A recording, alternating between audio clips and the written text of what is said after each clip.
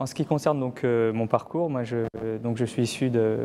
l'école de la Vieille-Arson, donc une école dans laquelle je suis resté 5 ans et que j'ai quitté en fin d'année dernière, et que j'ai souhaité intégrer au départ pour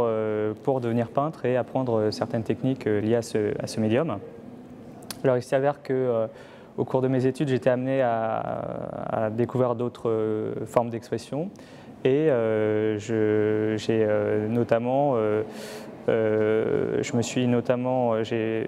notamment délaissé progressivement la peinture pour me consacrer en grande partie au dessin.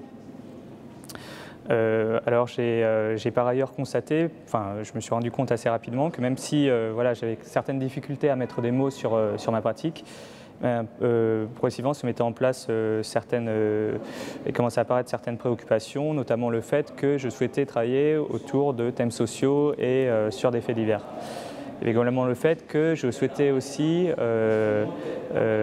travailler sur ce qui relevait de mes propres obsessions. Donc de ce fait, j'ai été amené à développer un début de pratique où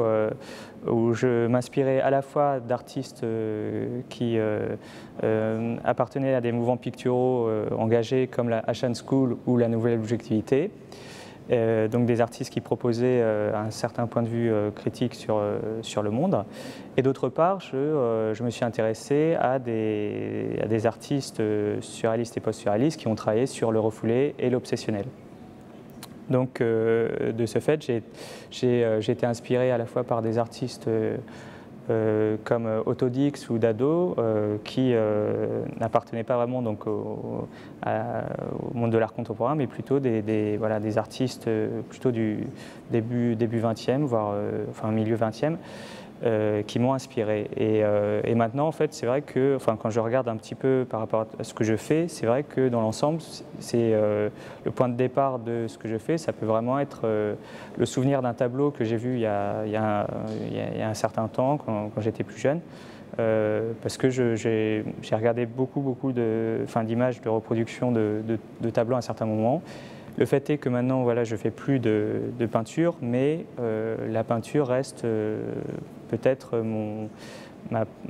principale source d'inspiration. Et c'est le point de départ souvent d'un travail qui puisse être, ça peut être un dessin, ça peut aussi être une installation. Et après, à partir de ce travail, commence à se mettre en place un imaginaire qui se nourrit également à d'autres sources qui peuvent relever notamment de culture populaire comme la bande dessinée ou le cinéma.